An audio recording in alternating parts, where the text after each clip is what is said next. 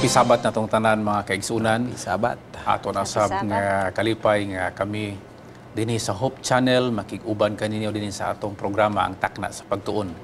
Usa kini ka programa nga atong subayon ang ato ang leksyon nining simanaha ug atong hagpaton ang mga puntos pinaagi sa pagkukabildo kauban nato karon si Pastor Ray de la Cruz ug si Ma'am Pinky Gulfan. Atong hangyoon si Ma'am Pinky sa pagampo sa dili pa kita mo padayon. O Diyos na mo nga langit nun, mahigugmaon o puno sa kaluoy. Amo ikaw gipasalamatan nga ikaw naghatag ka na mo sa kinabuhi hangtod ining mga panahon na. Amen. O sa imong saan nga bisan si Ginoong Hesus ana sa kalangitan, ang imong balang espiritu nagalihok sa among mga kasing-kasing. Among giampo o Diyos nga ikaw tandog sa mga kasing-kasing sa mga kaigsuonan o sa mga katawhan kansa nagatutok nining among takna sa pagtuon ang diin kami karon maghisgot sa mga pulong mahitungod sa balang espiritu nga unta masabtan namo o Dios ang imong mensahe nga makapalig-on sa among pagtuo diha kanimo. Yes. Pasayloa kami o Dios sa among mga kalapasan aron takos kami sa pagdawat sa tubag sa among paghangyo sa ngalan ug gahom ni Ginoong Hesus. Amen. Ato ding iglit ang ato ang mga viewers, no? Dili lamang din sa Cagayan de Oro City, kung dili sa tibok Pilipinas, ug bisan pa sa laing nasod nga kamo nagasunod sa ato ang takna sa pagtuon dinha sa ato ang mga live streaming. Ang atong leksyon, no, nga ang titulo sa atong pagtuon karong adlaw, maghisgot kita mahitungod sa balaang espiritu ug sa gasa Sa espiritu, no? The Holy Spirit and the gifts of the Spirit. Atong hangyon si Pastor Ray nga iyahang basahon ang atong dugukan, no, sa ato ang pagtuon karong simanaha nga naa sa 1 Corinto kapitulo 12 bersikulo 4 paingon sa bersikulo 6. Ang sinulat ni Apostol Pablo nagaingon, versikulo 4 sa kapitulo 12, adunay nagakalaing-laing mga hiyas, apan adunay maurang usa ka espiritu. Ug adunay nagakalaing-laing pag-alagad, apan maurang usa ka Ginoo. Ug adunay nagkalaing-laing kalihukan, apan maurang usa ka Dios nga nagadasig niining tanan diha sa matag usa. Okay, no? Doon ay tulo din ka linya nga atong matbato, no? Nagkalain-lain nga mga hiyas, nagkalain-lain nga pag-alagad, nagkalain-lain nga kalihukan, pero usa lang ka Dios ang nagpasiugda o nagpaluyo niini. Mga kaigsunan, kung imo ni siyang isumada tanan kining hiyas, pag-alagad, kahimuan, kung ato na po ning isulod sa usa ka sudlanan, tawagon tani nga gasa sa espiritu. Okay. Gasa sa espiritu. Mga gasa sa espiritu. Sa miaging simana naghisgot ta mahitungod sa bunga sa espiritu. No? O karon niya na punta sa gasa sa espiritu. Aron siguro nga ang atong pagsabot ni ini mutulin ngadto sa unahan. Ato sigurong tagaan kadyot o kalainan o diferensya atong ilhon unsa maning gasa unsa maning bunga kay duna bayay mga panghuna-huna nga usahay ginarambol ni nila, no, nga kana siya bunga na sa espiritu, no, whereas gasa dito sa espiritu o kana siya gasa na sa espiritu o nga sa tinuod bunga dito sa espiritu. So unsa may kalainan ni ini, no, atong hagpaton na Ma'am Pinky basta na kay kasulti din ha. Masabtan na to. So, sumala sa ato na nasgutan ni aging simana nga ang mga bunga maunang from within. The presence of the Holy Spirit in our life is giving us the fruit that reflects from the inside. Kung unsa ang atong pagkatao sumala sa bunga sa balang espiritu, may kugbaon ka, bla bla bla, etc. Okay. Whereas kining gasa sa akong nasabtan, murag gihatag ni sa balang espiritu, although ang kanang bunga iya man ginahang murag natural bearing la na siya sa presence of the Holy Spirit. Whereas kining gasa something nga gihatag sa Ginoo nga talento, kahibalo nga gigamit alang sa paghimaya sa Ginoo. Okay. Muna ako nasabtan. So sa to pa kung atong tanawon ning atong leksyon, sumala pa dinhi ang gasa sa espiritu dili required sa usa ka Kristohanon nga gikinahanglan na agi og kay gasa. Pero ang bunga sa espiritu required gid siya nga makit-an sa kinabuhi sa usa ka Kristohanon. Okay, no? Amen, amen. Atong lahion na pod ang paghulagway, no? Ang bunga sa espiritu mauna ang kinaiya sa espiritu. Nga makita din sa tao, samtang ang gasa sa espiritu muna ang abilidad nga gihatag sa tao nga siya makaministeryo alang sa Ginoo. Sa to pa kinaiya, that is his being muna ang bunga kay bunga manggod. Samtang ang gasa mo to ang iyahang abilidad nga gamiton niya alang sa pagministeryo tungod kay naa naman niya ang bunga o kinaiya sa espiritu.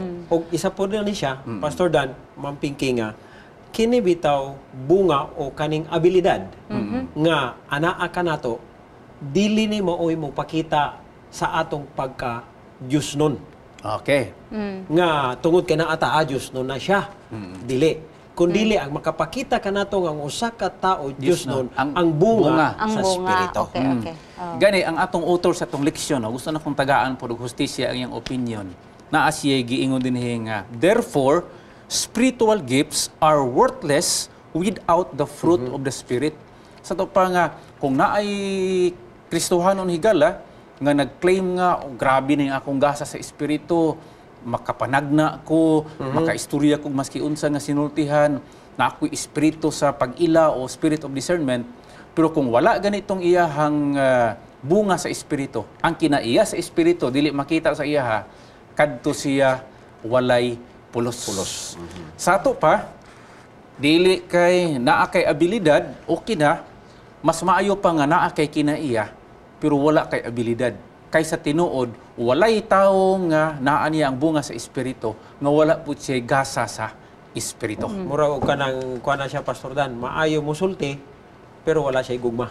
Oh, lahi ra yun, no? So, lahi ra. So, ato na na-differentiate mga kaigsunan. Dinhitaan ang gasa sa espiritu. Okay. Unsaon na to ni siya paghatag og definition, no? Unsa man ning gasa sa espiritu?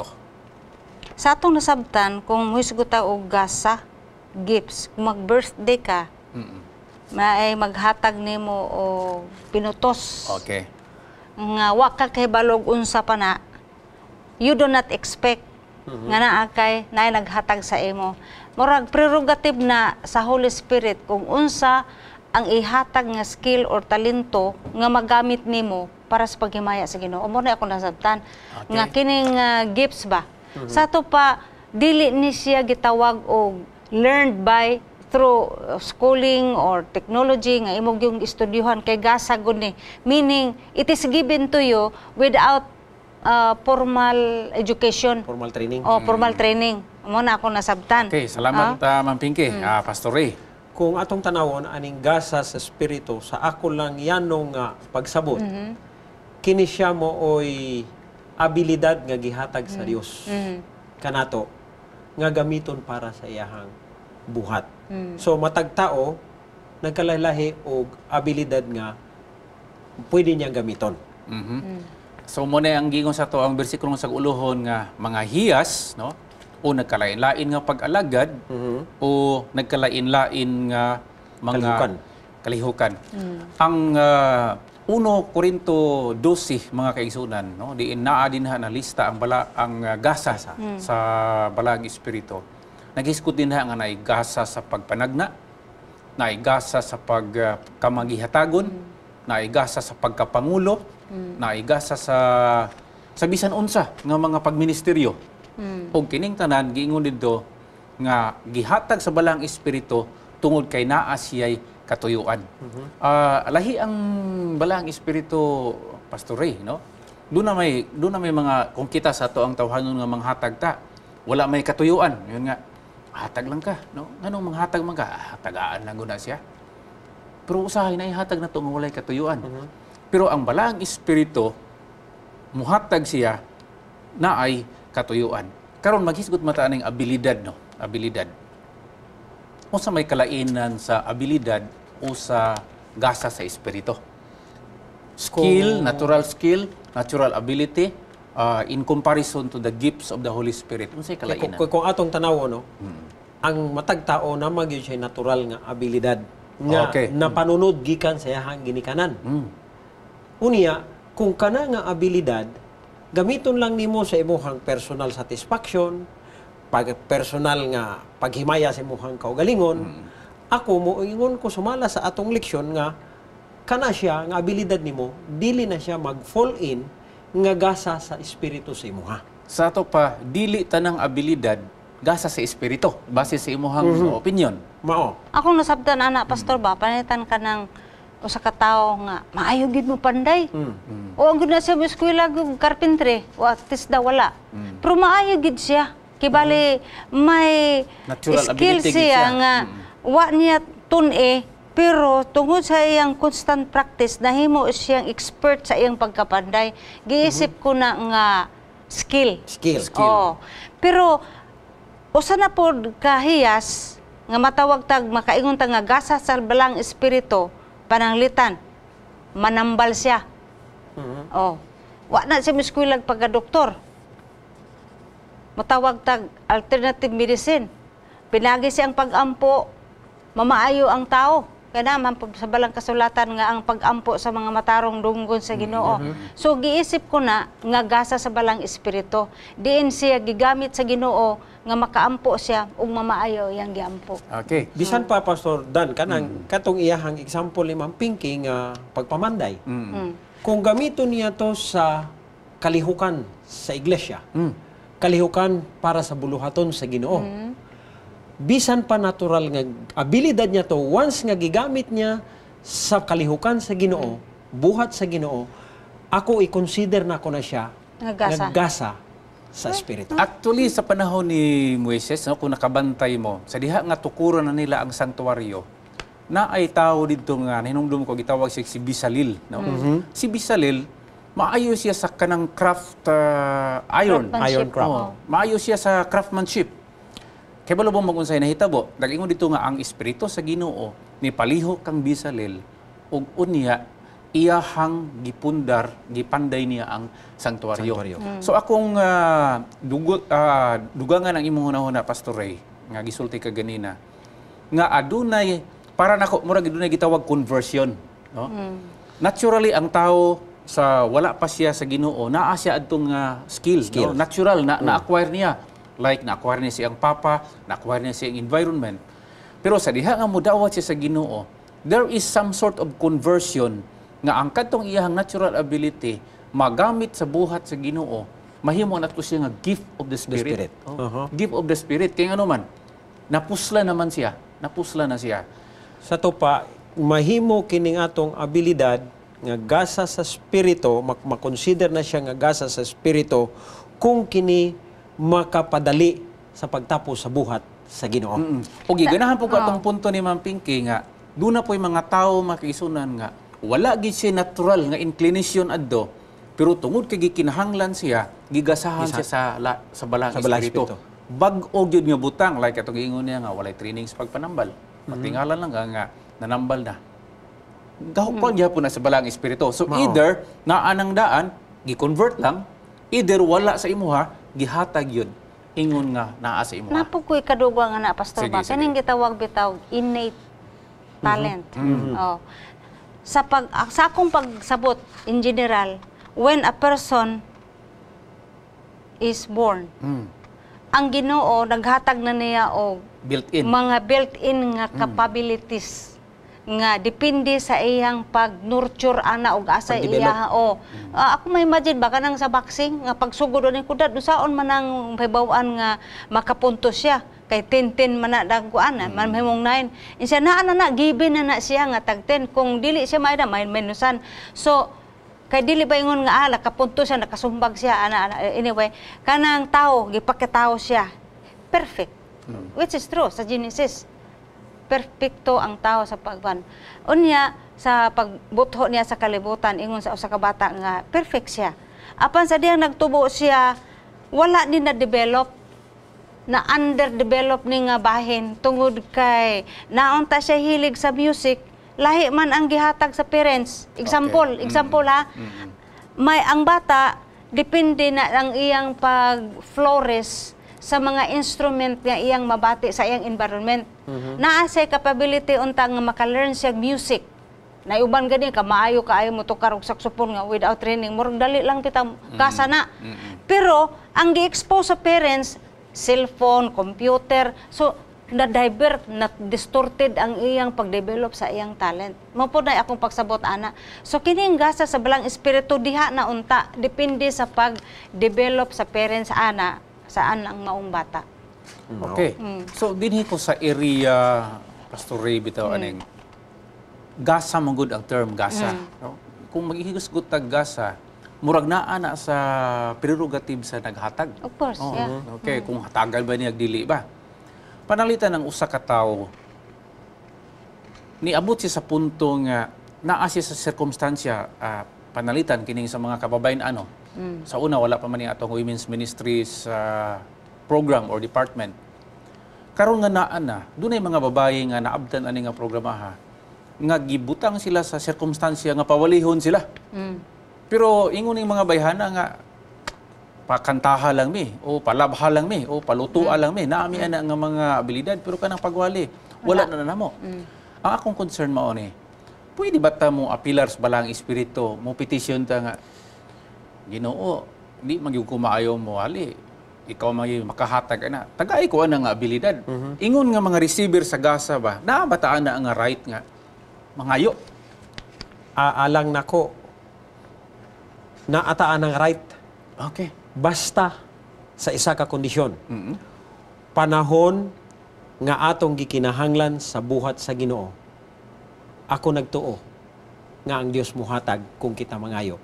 Tama po siya giingon nga pangayo kamo ug kamo paghatagan, lagi. pagtuktok ug kamo pag-abrihan. Pero kanang punto ha pastor ba, murag usa ka aspect na nga diin makaangkon ta og gasa, either imo nang na-feel nga need. So, giampo nimo, and the Holy Spirit responded to that. So, nahimo ng answered prayer, and then it turned out to become a gift in Of the return Spirit. sa imong pagpangayo nga nakikita po nimo nga inline na sa imong gikinahanglan. Pero kining gasa gyud nga prerogative sa Holy Spirit, murag wa nimo damha ba? Okay. Wa nimo damha nga gamiton ka sa Ginoo despite sa imong feeling of unworthiness. Unya gidawat nimo na siya. So, Like for example, Ellen G. White. Oh, Okay. Ang uban nga namati ani stranger kay na nga ngalan. Pero siya Batan we on. know already sa iyang background, but imagine ang pagsulat niya pila ka mga volume sa mga libro unya ang iyang kahanas sa pag-describe sa mga pulong. Dili na ordinary nga kuan, kahibalo or talento. Okay. That is the gift. Now, gusto kong mudagan ta sa itong diskusyon no, kung unsay tumong, no? Pero sa dili pa, atong ilaktaw, kining pagdeterminar bitaw, Pastor Ray, kung unsay ihatag nga gasa, naa magini sa hawanan sa Dios. O, nga, sa to pa nga, ikaw ang akong gift ni hatag nimo, okay, gift of discernment lang yun. Imuha gift of prophecy, imuha gift of tongue, or whatever ability.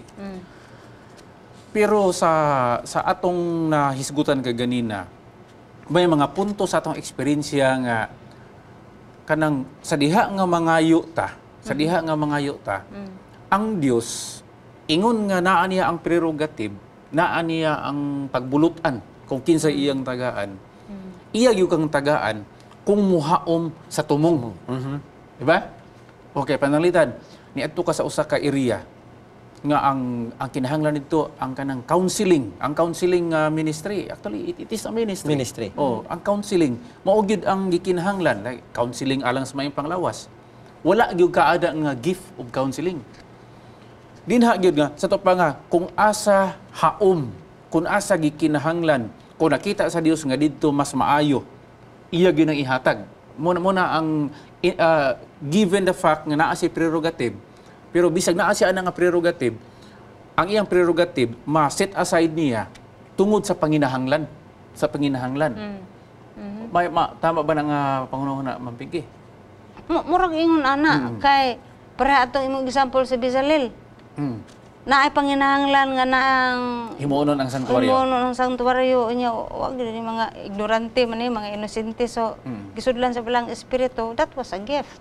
When that person nga gigamit siya nga maka-imagine siya anang mga skillful nga works. Isa po ana nga Because naa of siya the ana nga sanctuary. skill, pero sa diha nga nagpagamit sa Ginoo, nasamot og ka-enhance anang Okay. skill nga anaa sa iya tungod sa balaang espiritu. Okay, pagkanindot, no? Arita sa tumong. Okay. Ang balaang espiritu muhatag og gasa na ay mga tumong nga gihisgutan. Usa nini? Katuyuan. Mga katuyuan. Para to edify the body of Christ, no? Kanang pagsangkap sa lawas ni Kristo. Ang buti pasabot mga kaigsunan nga dili pod porke nga naay gift nga yun nga gift of tongue na lang tanan. Sige. Maayo man lang mo mga istorya diha tanan. Dili na siya pwede. Kay kung maingon taglawas mga kaigsunan, naay parte. Nagkalain-lain. Nagkalain-lain ang bahin, no? Naay kamot, naay tiil, naay baba, etc. Sa to pa nga pag-ingon nga ang gasa para pagpalig-on sa lawas ni Kristo to edify the body of Christ, ang gipasabot sa atong leksyon nga nagkalahi-lahi ang gasa nga gihatag. Pero isa ray tumong. Isa ra ang Isa ra tumong. ang padulngan. Sama nga ang atong lawas, daghan og pamaagi, daghan og bahin, daghan og functions, pero usa lang ang tumong. Pagpadako lang og pagpaayo sa lawas. Kay kung atong imagine nun, unsa ka gidagway sa tao kung puros ra gyud kamot, puros ra tiil. Mao po na kay ang analogy manggod ang lawas ni Kristo sa lawas sa tao. Mao na nga nagkalain-lain ng mga purpose ang gihatag nga mga gasa. O kini nga mga gasa nga nalista dinhi sa 1 Corinto 12, dili po nimo na makit-an sa usa ra ka tawo.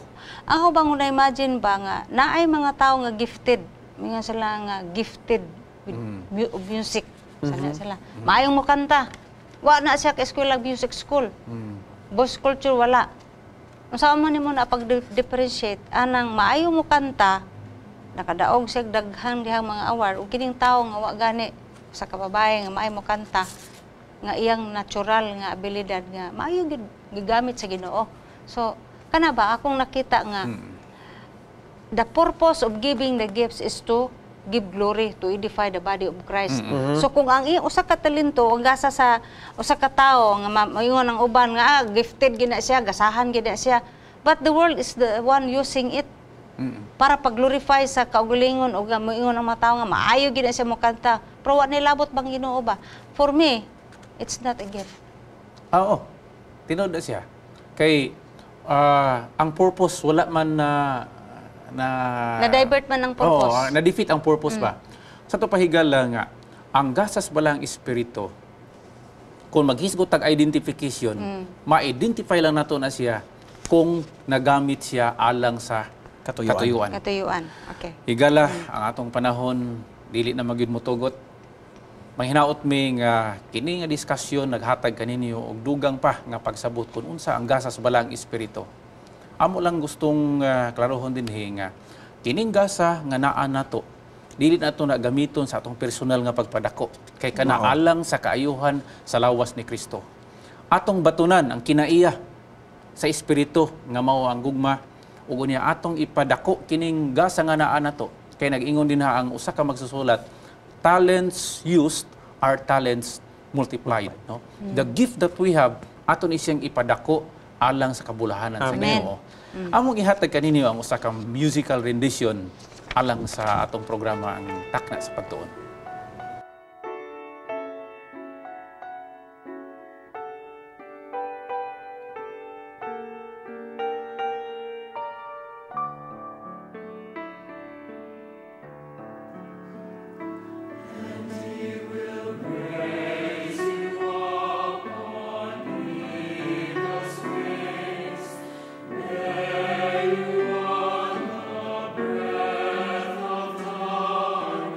May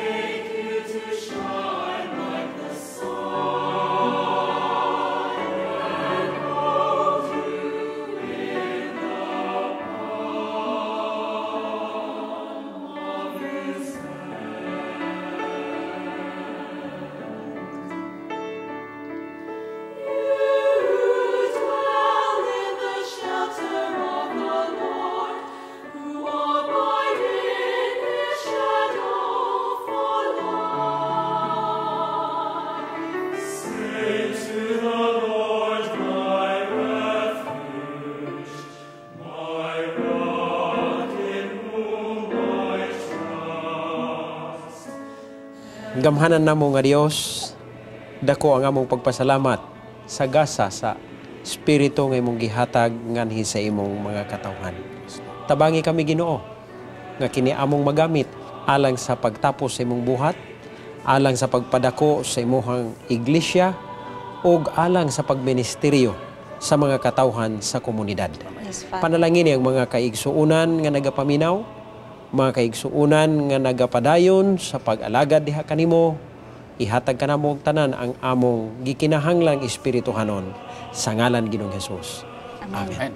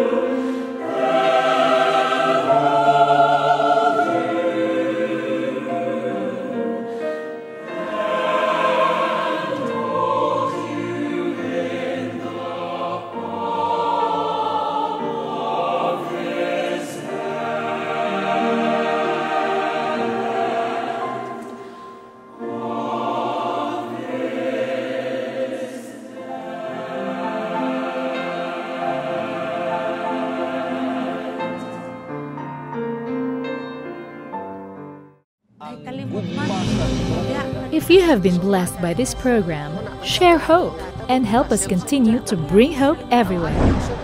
Send your donations to South Philippine Union Conference through any of the bank details shown here.